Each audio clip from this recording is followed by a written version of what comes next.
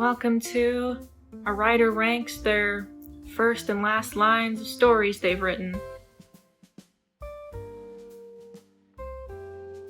I've seen a few other author tubers that I like do this, and I was like, hey, I can do that too! I've yet to finish an actual original work, so these are all gonna be Lego Ninjago fanfiction, but we're gonna ignore that. We're not gonna talk about it. One of these is a novella that I made like 2 years ago, and it's really cringy, I'm not gonna lie. And the other 5 are from one-shots that I wrote. I've not written one of those in a while, I kinda miss it. I miss just being able to dump my ideas into like 2,000 words. Let me go over the rankings. First we've got peak, and then we've got nod of approval, we've got could be better, we got cringe, and then we got ew, what the fuck? I said lines, but like, I'm gonna do more like sections, beginning and end section, because that's what I saw Lindsay Puckett do, and I like the way she did it. There just isn't any context, you know, unless you put more than one line. We're gonna start with the novella, because that one's the oldest. I should also mention that in this novella, one of the characters uses he, they pronouns, so it might get confusing, just go with it. Moral was in the zone. After 3 years of working at Parker's place, they developed a rhythm. Take the order, make the drink, serve the drink, occasionally wipe down the counter, and pretend not to listen in on other people's conversations. It wasn't his fault drunk people would talk about their personal lives so loudly. I do like this opening. I spent a bit of time on it trying to immediately immerse the reader in the bar, because this was a bar AU. It's just not peak, you know? It's not utter perfection, so I'm gonna put it in nod of approval. And then there's the final couple paragraphs. They pressed their lips to his. Lloyd ran his fingers through their silky hair. They pulled him closer. The two melted into each other. Warmth spread throughout their bodies. They both felt safe and at peace for the first time in many years. But there was something else too, a feeling the two of them immediately knew the name of. Love. There's a lot to unpack with this. The first being, I did something similar, like, what was it? Fear and something else had ruled over Morrow's life for so long, but now there was something else that was stronger, hope, and I did that same, like, italicized, in its own paragraph thing. Like, I did this already. I used the same trick twice, within, like, 2 chapters of each other. Like, this should have just been at the end. It's also, that that first paragraph, it is just sentence period. It's like, where are the commas? Why did I not use any commas? Like, I don't know what was wrong with me. I'm gonna say could be better. Now we're on to the one-shots. This one is from like a masquerade ball kind of thing. I just wanted an excuse to write a masquerade ball and something romantic. Lloyd's muscles relaxed as he entered the building. He was finally free from the cold outside. It felt weird to not have his friends beside him. However, Vanya had been very clear that the whole point of a masquerade ball was for everyone's identity to be kept a secret. If he and the other ninja all arrived at the same time, people would immediately know it was them. He was taking the event seriously for her. He wasn't even wearing his signature color for the event, instead opting for a black suit with gold accents and a golden mask. Again, it immediately thrusts you into the setting.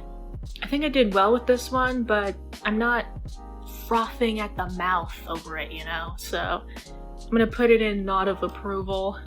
And as for the ending, until next time, Lloyd, he said with a wink.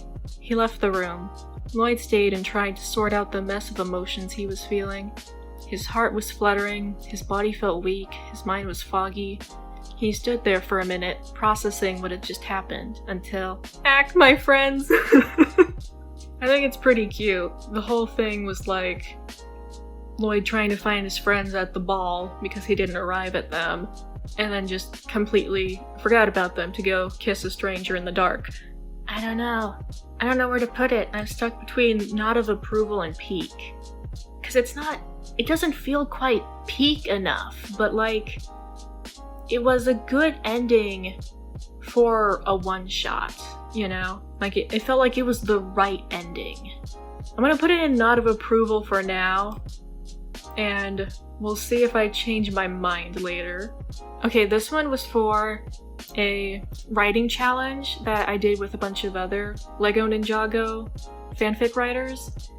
There's like 30 of us, all active in one server, and every now and then we do this little writing game where we all get a prompt and then we write something based off of that prompt, submit it anonymously, and then we all have to figure out who wrote what based on our styles. It's a lot of fun. This one was to do a like fairy tale retelling, and I went looking for fairy tales that I hadn't heard of because I was like, everyone's gonna do a Cinderella retelling, everyone's gonna do a Beauty and the Beast retelling. So I went looking and I found one about the princess who never smiled. That led to this monstrosity that I wrote really quickly because I rushed myself to meet the deadline. There once was a princess who never smiled. Her parents died when she was a child, and she was adopted by the royal family. They asked her over and over again if she was happy, and her answer was always yes. But they knew she was lying. Happy people smiled. Oh, like it does a good job of like immediately telling you what the fairy tale is, but like, it's not the worst thing I've ever written. Why was that my opener? Like, why didn't I talk about the princess more? Why didn't I talk about her, like, getting used to her adopted parents? Why didn't I talk about anything? I didn't talk about anything. For the challenge, we had to keep it under 1,000 words, but then I went back and added, like, a little more before posting it to AO3, and it's like, why didn't I add even more? Like, come on, man. And then we've got the ending. She had completely forgotten there were other people in the room until she noticed the shock and glee on the other guests' faces. She glanced up at the Emperor and Empress. They weren't angry like Harumi had thought they'd be. They were smiling too. Vanya was over the moon. She hadn't only made the princess happy, she'd made everyone happy. Hopefully, this meant she wouldn't be grounded for eternity. The last line is referring to Princess Vanya being like, I'll probably get in trouble if I push Princess Harumi to wear a suit to the ball, but like, if she's happy in one, then maybe it'll be worth it. And then, you know, Harumi's smiling and dancing with Princess Vanya, and everyone's super happy, and it's like, oh, hopefully this means I'm not grounded, but I kind of wish I'd taken that line out. I feel like it would have had just this really sweet, wholesome ending, and that last line takes quite the turn. And like, that was the point, but I'm regretting doing that now. Where do I put this? Do I put this in could be better or not of approval? I mean, I guess the little reference back to the middle is kind of clever. I'll stick it here. This one. This was my Hana Hockey fic that I did for 1 year of writing on AO3, because the very first one I ever published was a Hana Hockey fic because I have a problem. So I made another one as like a little happy anniversary thing. I just used different characters because I didn't want to tell the same story again. We have fought many battles to get to this point, Zane declared. The weight of the world rests on the outcome of this fight. We must secure victory, or else the Dark Lord will take over the world. Gosh, you're so dramatic, Nia teased, bonking his arm with her controller. I've missed you so much. After Chen was defeated, the ninja had been eager to spend time with Zane again. This led to everyone gathered around the TV to either play video games or watch the others play. Except for Kai, who was currently on a date with Skylar. Cole coughed. his throat feeling scratchier than it did before. I unironically love this opening so much. I remember writing it and being like, I'm so clever, I'm making it sound like the ninja are in the middle of this fierce battle, and then they're playing video games to celebrate their friend basically coming back from the dead. If you watch the Ninjago, you know. I'm really happy with it. Like, dang, I wrote that? The problem is the ending. The ending kills it. Kai laughed. You're such a dork. He caressed Cole's cheek with his hand and leaned in a little. Cole placed his hand on Kai's chest to stop him. Can we not kiss in the bathroom, please? Kai snickered. Alright, fair. They instead squeezed each other as tight as they could. Cole relaxed, letting warmth spread throughout his body. Why didn't I just have them leave the bathroom and then have them kiss there? Why? Why did I do that? Like, it's so stupid. I also am now realizing how often I do, like, funny little endings. Sometimes it makes sense, but I don't know.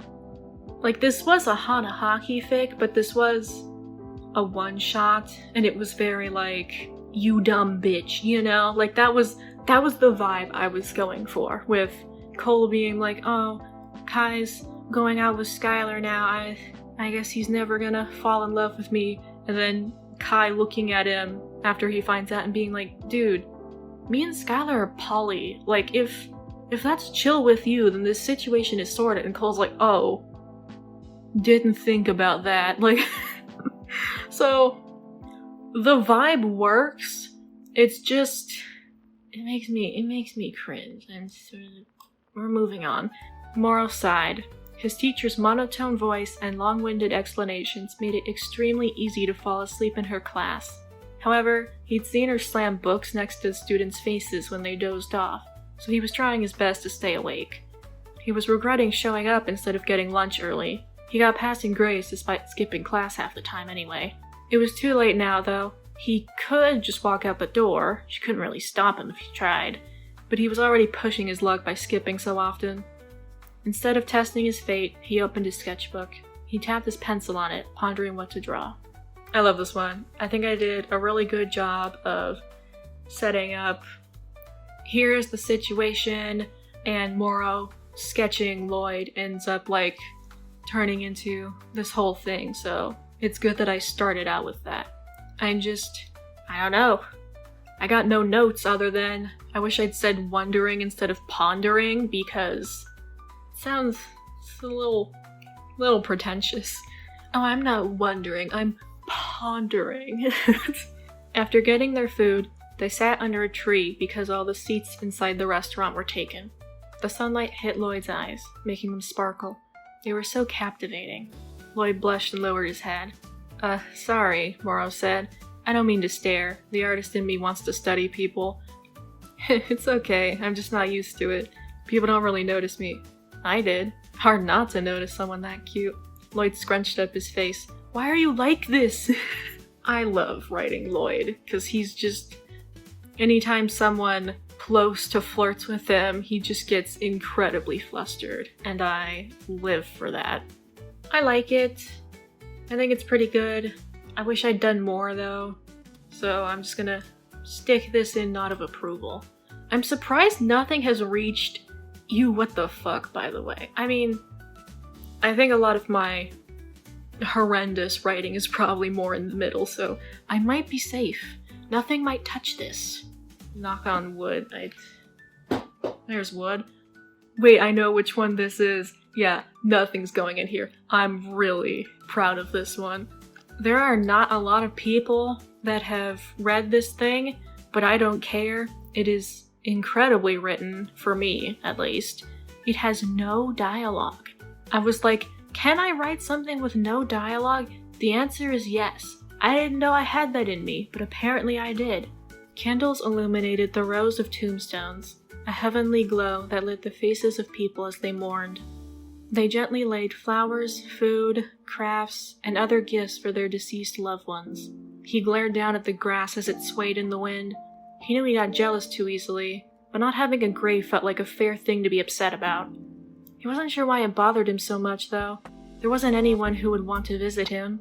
That didn't stop the chill of being forsaken and inevitably forgotten from sleeping into his soul. Ripples of nothingness swallowed him whole, not unlike a certain plethora of darkness he was all too familiar with. He hugged himself. He probably didn't deserve to be remembered anyway.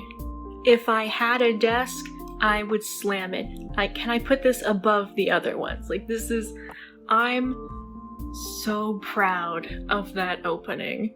The description, which is something I struggle with. Again, no dialogue in this entire thing, which is something that I rely really heavily on. The imagery and complex emotions, it's just, incredible. He let go. The tension in his body left with the lantern, and the sharp pain in his heart slowly dissipated as it flew higher and higher into the cloudy sky. The wind stopped. Green stood still and quiet. There was only a Jamu. Again, if I could slam my hand on a desk, I would. This is so perfect. The whole idea is a Jamu, just random college student, gets haunted by Moro, who is one of the villains and also my favorite character, probably. I have a lot of favorite characters, but I definitely have a bias for Moro. And Moro has wind powers, and they stayed with him even after they died, so there's a lot of using wind to represent him, and he's also associated with the color green, and I made a Jamu associated with the color orange, so there was some mixing going on in there with green and orange. Those last two lines are perfect because of those things. The wind stops, the green from the forest stops, everything stops because Moro has left, finally. They've let go. And then, there's only a Jamu. I'm impressed, honestly.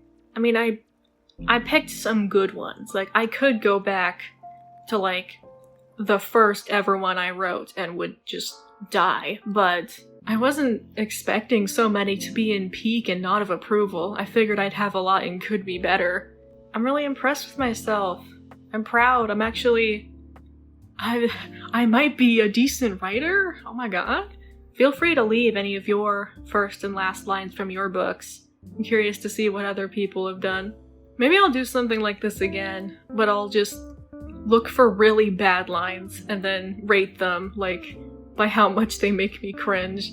That'd be funny. But yeah, I hope you enjoyed this video, and I'll see you next time.